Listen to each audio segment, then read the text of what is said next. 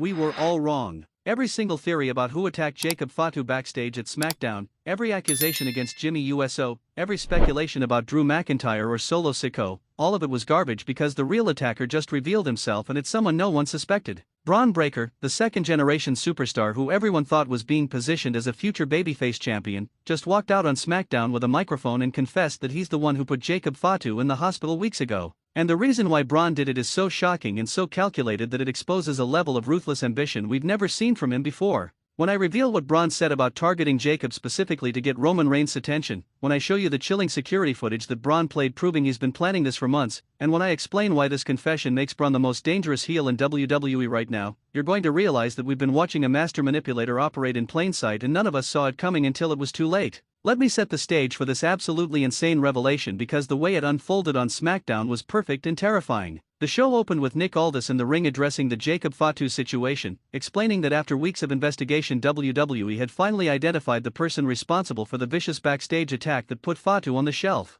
Aldis said he was about to announce the attacker's identity and that appropriate consequences would be handed down. The crowd was buzzing with anticipation, everyone waiting to see if their theories were correct. Then Bron Breakker's music hit. The crowd initially popped because Bron is popular and people assumed he was coming out to either provide information about the attack or to demand justice for Jacob. But the look on Bron's face immediately told a different story. He wasn't walking to the ring with righteous anger or concern. He was walking with cold confidence and a slight smile that suggested he knew something everyone else didn't. Nick Aldis looked confused as Bron entered the ring and asked for a microphone without saying a word to the general manager. Bron stood center ring, let the crowd noise die down, and then delivered one of the most shocking confessions in recent SmackDown history. He said, "Nick, you were about to announce who attacked Jacob Fatu. Let me save you the trouble. It was me. I'm the one who waited in that hallway with a crowbar. I'm the one who ambushed Jacob when he was alone. I'm the one who hit him repeatedly until he was unconscious and bleeding. And I'd do it again right now if he was standing in front of me."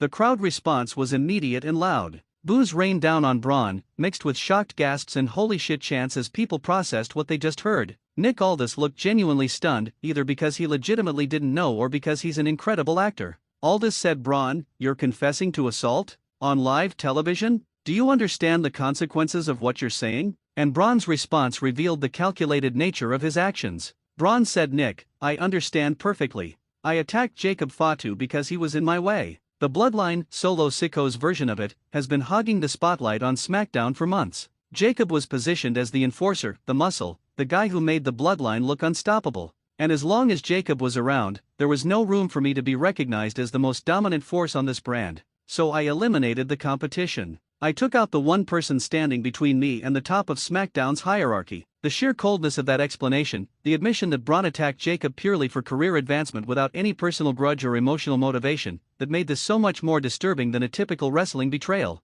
This wasn't about revenge or jealousy or protecting someone. This was pure calculated violence designed to remove an obstacle, and Bron was admitting it openly with zero remorse. But Bron wasn't done. He said, and here's the part that none of you figured out, "I didn't just attack Jacob randomly. I've been planning this for 3 months. I studied Jacob's routine, figured out when he'd be alone, identified the perfect location with no cameras, and executed the plan flawlessly. And you know what the best part is? Everyone blamed Jimmy USO. Everyone bought into that narrative. Solo and the Bloodline tore themselves apart looking for the traitor in their midst while I watched from the sidelines knowing I had successfully destroyed their unity from the outside." That admission of premeditation and manipulation took this to another level entirely. Bron wasn't just confessing to violence, he was bragging about psychological warfare and strategic planning that would make Machiavelli proud. The crowd's boos were getting louder and more hostile, with people throwing trash toward the ring and chanting "asshole" at Bron. But Bron was feeding off the negativity, smiling wider as the hatred washed over him. Then Bron did something that made this moment go from shocking to absolutely legendary. He pulled out his phone, connected it to the arena's video system, and started playing security footage that he had apparently saved. The footage showed Bron entering the arena through a side entrance 3 months ago, weeks before Jacob Fatu's attack, carrying what appeared to be a crowbar wrapped in cloth. The footage showed Bron hiding the weapon in a specific location backstage. Then more footage from different dates showing Bron watching Jacob, following him at a distance, taking notes on his phone about Jacob's movements and routines. The final piece of footage was from the night of the attack itself. It showed Bron retrieving the hidden crowbar, positioning himself in the hallway where Jacob would pass, and waiting with the patience of a predator. Then Jacob appeared on camera, walking alone toward his locker room, and Bron stepped out and swung the crowbar at Jacob's head with brutal force. The attack was fast and vicious, and the footage showed Bron hitting Jacob multiple times even after he was down, ensuring maximum damage. Then Bron calmly walked away, disposed of the crowbar in a trash bin, and left the arena through the same side entrance he had used to bring the weapon in. The crowd was dead silent watching this footage play out on the big screens. This wasn't kayfabe anymore. This was Bron providing video evidence of premeditated assault. Nick Aldis was staring at the screens with his mouth open, clearly not expecting Bron to have documented his own crime. When the footage ended and the screens went black, Bron turned to Aldis and said, "You wanted to know who attacked Jacob Fatu. Now you know. You wanted evidence. Now you have it. So what are you going to do about it, Nick?" Nick Aldis, to his credit, immediately tried to establish authority. He said, "Bron, you're suspended indefinitely effective immediately. Security is going to escort you out of this building, and WWE's legal team will be determining whether to press criminal charges for what you've admitted to." But Bron just laughed and said, "Nick, you can suspend me. You can try to press charges, but you can't erase what I've done. Jacob Fatu is gone. The bloodline is fractured, and I'm the one who made it all happen. That's my legacy now. That's what I'll be remembered for." Then the most insane part of this entire segment happened. Roman Reigns' music hit. The crowd absolutely erupted because Roman hasn't been on SmackDown in weeks and nobody expected him to appear tonight. Roman walked out onto the stage, staring down at the ring where Bron was standing, and the intensity of Roman's expression made it clear that he was not happy about what he just heard. Roman had a microphone and he said from the stage, "Bron, you attacked Jacob Fatu to get my attention? You destroyed a member of my family to prove how dangerous you are? Congratulations! You have my attention. Now let me tell you what happens next." Roman started walking down the ramp as he continued speaking. "Jacob Fatu isn't just some wrestler you can eliminate to advance your career. He's family. He's blood. And when you attack my family, you don't just get suspended or fined or punished through some official corporate channel. You get me. You get the tribal chief coming for you personally. And I promise you, Bron, what you did to Jacob is going to look mild compared to what I'm going to do to you." Bron didn't back down or show fear as Roman approached the ring. Instead, Bron smiled even wider and said, "Roman, this is exactly what I wanted. I didn't attack Jacob just to eliminate competition. I attacked Jacob to draw you out. Because beating you, destroying the so-called tribal chief,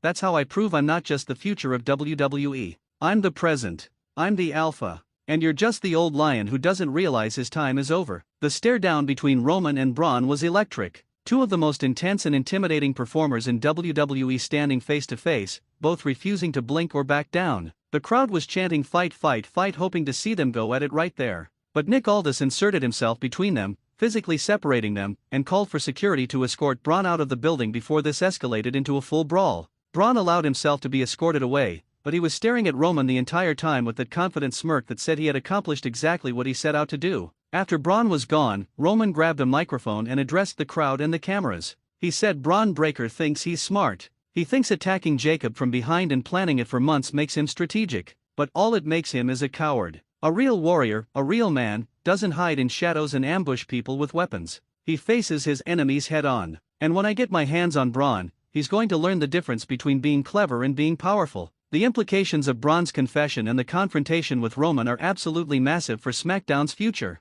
First, this explains why the bloodline has been so paranoid and divided in recent weeks. They knew someone attacked Jacob but they didn't know who, and that uncertainty created suspicion and tension within the group. Now that they know it was Bron, an outsider rather than a traitor in their ranks, they can potentially unite against a common enemy. But the damage from weeks of suspecting each other might be too deep to repair easily. Second, this positions Bron Breakker as SmackDown's top heel in a way that feels organic and earned rather than forced. Bron didn't just turn heel through a random attack or betrayal. He executed a long-term plan that demonstrated intelligence, patience, and ruthlessness. He documented his own crimes and then confessed publicly, which shows either supreme confidence or complete disregard for consequences. That combination of traits makes Bron genuinely frightening as an antagonist. Third, this sets up what could be the feud of the year between Bron Breakker and Roman Reigns. Roman has all the motivation in the world to destroy Bron for attacking his family member. Bron has proven he's willing to do literally anything to get ahead, including assault with a weapon. These two going to war with no rules and no limits could produce some of the most intense and physical matches WWE has done in years.